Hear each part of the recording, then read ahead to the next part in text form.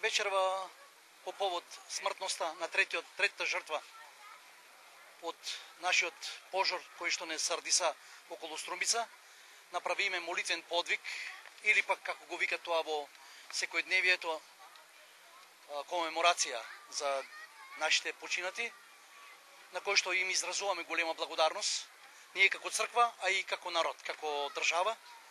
Сите сме заедно со нив, меѓутоа, нели, преградата на физичкото разделување на дели, утре ќе погреваме последната жртва, бел ќе биде последна, повеќе нема да има. Се надевам на Господа дека ќе ни ги услише молитвите и Господ ќе им даде на останатите повредени сила, крепост, за да може да закрепнат и да дојдат во нашите редови.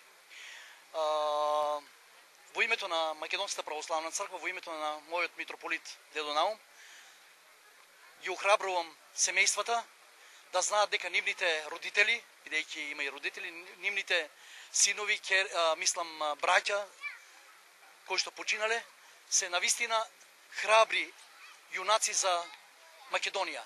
Навистина на нив, јас не се сомневам дека градоначалникот ќе им отделе место во нашиот секојдневен живот, да не среќават со имињата нивни, бидејќи навистина ги дадеа животите во тоа мирно време за нашето добробит, за нашата иднина и за нашето секојдневно добро. Ја изразувам жалоста и тагата, нели, кон домашните, меѓутоа они имат една нитка која што не мора вечно да жалат. Зашто ли? Затоа што не умреа обично, умреа за големо дело, за голем подвиг. Нека им вечен спокојот на покојните, а на домашните им изразувам сочувство, меѓутоа и храброст. Им давам сила да знаат дека Господ ќе им даде крила. Сите ќе помогнеме, они да се чувствуваат безпокојните, нели, полагодно. Меѓутоа, нели, нивната замена, нивната празнина ќе стои секогаш, меѓу барем тоа да биде на душевен план, не на физички план. На вас ви благодарам од нашите медиуми струмички, кои што навистина дадовте многу од себе за овој голем подвиг, така и да продолжите.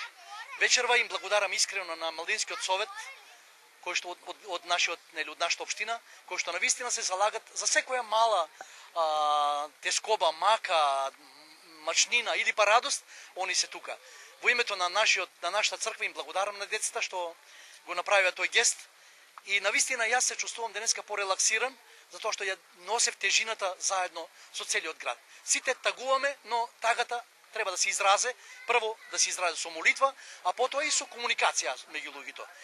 Вечен им спокој и Бог да ги прости починатите, а па на нас здравје и живот и благослов, да престанат пожарите, но сите да се активираме но со ум и разум, да не трчаме брзо, оти огнот и водата се опасна стихија. Ви благодарам.